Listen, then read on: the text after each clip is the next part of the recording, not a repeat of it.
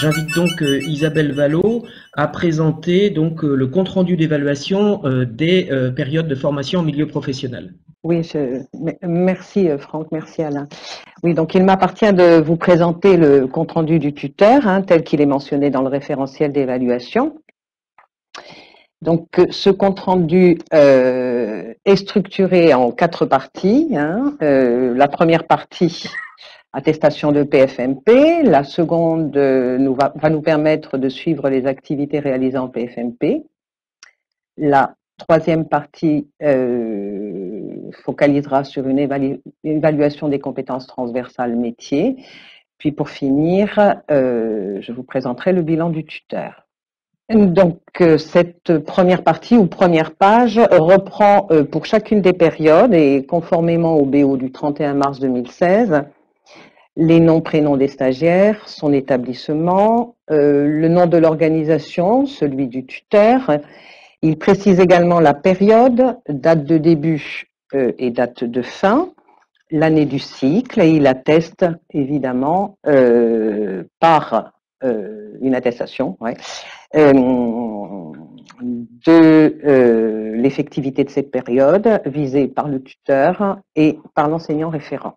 La seconde partie recense par pôle les activités effectivement réalisées par le stagiaire.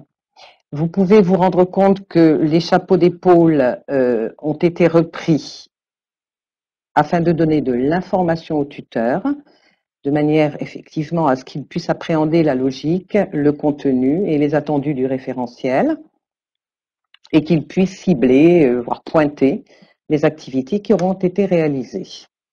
Alors, dans le cadre du suivi du jeune, ce document nous semblait important parce qu'il est un moyen d'identifier les situations de travail appréhendées au cours de la PFMP, mais cela peut être également une base d'échange utile pour les enseignants au moment de négocier avec l'organisation les activités qui pourraient être confiées aux stagiaires, et in fine un moyen de les réguler dans le parcours de l'élève. Mais cela peut être également une source d'information relativement riche pour les enseignants, afin qu'ils puissent repérer les activités récurrentes et le cas échéant peut-être rediriger les ailleurs, mais également les activités qui pourraient être exploitées, notamment au cours de la formation et dans les enseignements. Nous arrivons sur le point 3, évaluation, qui porte donc sur les compétences transversales reliées au métier et favorisant l'insertion professionnelle. Nous allons parler ici des capacités à communiquer, à s'adapter, à s'organiser. L'approche choisie en lien avec les travaux de l'AESA et le référentiel RECTEC est une approche par compétences transversales graduées. Les quatre niveaux représentent un degré de maîtrise de chacune des compétences visées. La démarche est intéressante dans la mesure où on quitte ici la logique qui nous amène souvent, la plupart du temps, à plutôt repérer des manques, des lacunes, des difficultés. On est là sur une vraie approche par compétence. Vous constaterez qu'aucun des items n'est négatif. On recherche des acquis aussi embryonnaires soient-ils. Les compétences présentes sur le compte-rendu du tuteur répondent aux attendus des métiers définis dans le référentiel et visent les situations professionnelles. Les 6 items présents sur ce compte-rendu répondent aux attendus du métier, tel qu'il est défini dans le référentiel. En effet, on attend de l'assistant à la gestion des organisations qu'il maîtrise en contexte les compétences langagières et rédactionnelles. Le stagiaire doit donc être capable d'interagir à l'oral, d'interagir à l'écrit en contexte professionnel. L'assistant à la gestion des organisations doit savoir également utiliser des codes sociaux en les liant avec son contexte professionnel. Une exigence est réclamée en termes de comportement. Il doit donc être capable de prendre en compte les codes sociaux en contexte. Du fait de sa multivalence, il doit savoir hiérarchiser les dossiers et fixer des priorités dans l'organisation de ses activités. Dans son rôle d'interface, de coordination, d'appui à une équipe, il doit être en capacité de travailler en équipe. Notre assistant à la gestion des organisations travaille dans le cadre de consignes données, de procédures prédéfinies, de contraintes réglementaires. Il doit donc être capable de prendre en compte les aspects réglementaires et procéduraux. Chacune des compétences, comme je vous l'ai indiqué tout à l'heure,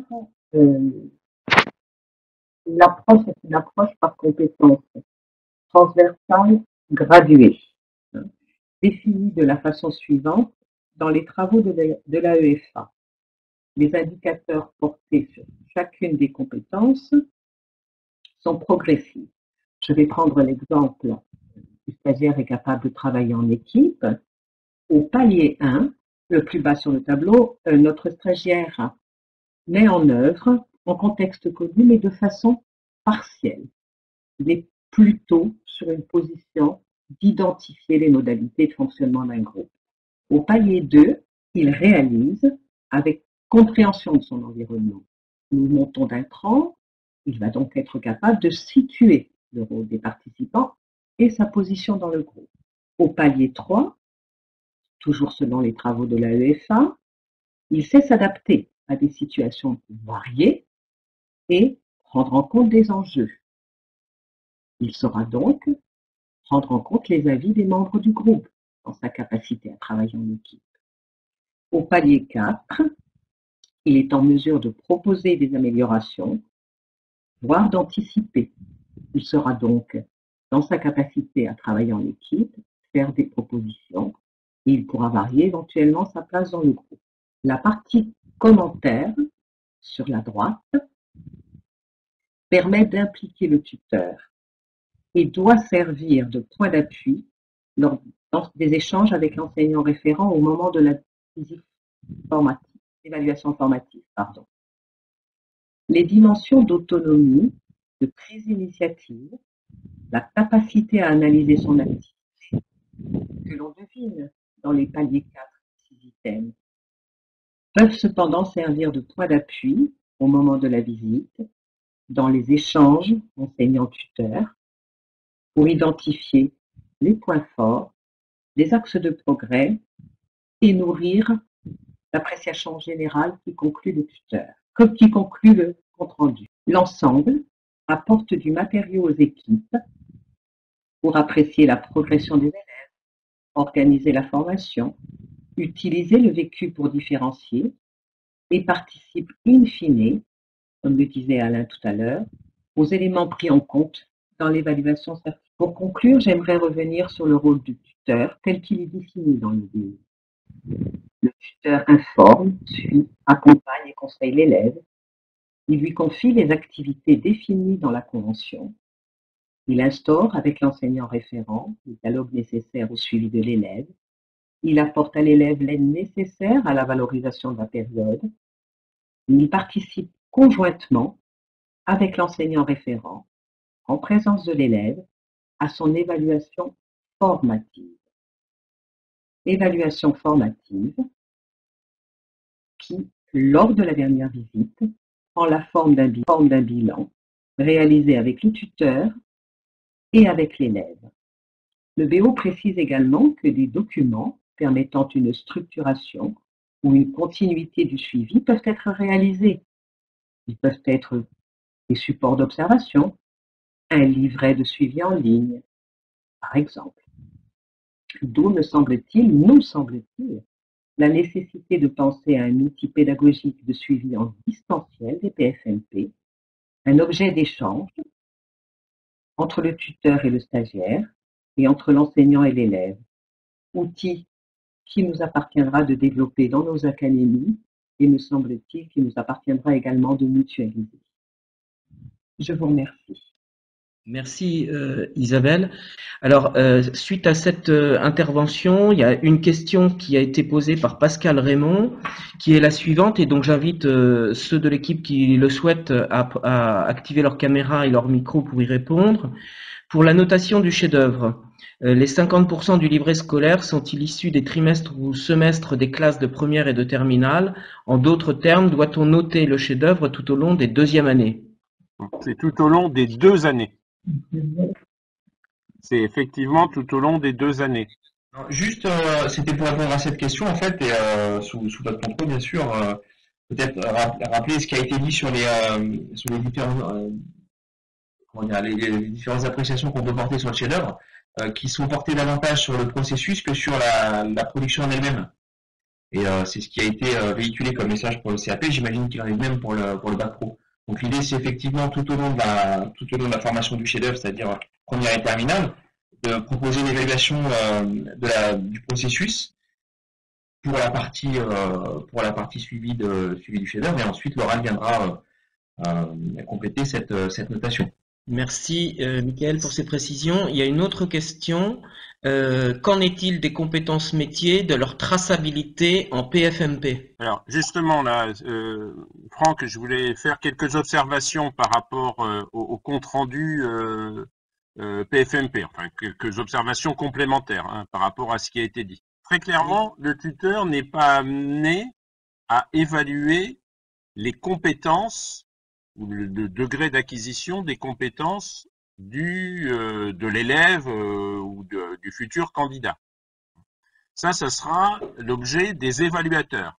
Le document, et là c'est le document qui est de nature réglementaire, c'est le document qui doit être rempli dans toutes les académies pour tous les candidats, avec les 4 niveaux qui ont été présentés par Isabelle. Ce document va être utilisé dans plusieurs directions. La première page va servir à attester les périodes de PFMP. Et donc, au final, la suite des comptes rendus permettra de produire l'attestation globale. Donc, c'est dans la première page, parce que l'attestation globale, elle est nécessaire, au final, dans les remontées académiques, lorsqu'il y aura la session du baccalauréat, il y a 2 choses qui remonteront au jury académique, les attestations de PFMP, pour vérifier que réglementairement, les périodes demandées, en l'occurrence les 22 semaines sur le cycle de formation, sont bien couvertes, sauf cas particulier, mais la base c'est les 22 semaines, sur le cycle de formation sont bien couvertes, ça c'est obligatoire. Et d'autre part, il y aura la remontée de la fiche d'évaluation du candidat dans le cadre du CCF, qui remontera au jury académique final. Deuxième aspect dans ce compte-rendu, il y a aussi la précision des activités qui couvrent les 3 blocs, puisque lors d'une PFMP, un candidat, un élève ou un apprenti en PFMP, il va peut-être faire des activités qui relèvent de blocs différents. Dans certains cas, ça sera du même bloc, dans d'autres cas de 2 sur les 3, et dans d'autres cas encore, ça sera les 3 blocs. Ce document va être important pour le candidat, pour lui aussi savoir à quelle période il a touché à telle ou telle activité. Vous voyez bien qu'il s'agit d'activité, qu'il ne s'agit pas de compétences. L'instruction des compétences va se faire à un autre moment, on va y revenir avec les autres documents dont on va parler là sur les acquis de l'apprentissage, le portfolio. Et pour l'instant, là, il y aura un état des lieux sur, et qui pourra bien entendu servir lors de l'évaluation finale, sur des activités qui ont été touchées, concernées tout au long des périodes de formation. Troisième élément, le tuteur, lui, donne un avis sur les compétences transversales, pour être réducteur et un peu caricatural, sur le comportement de l'élève au sein de l'immersion professionnelle.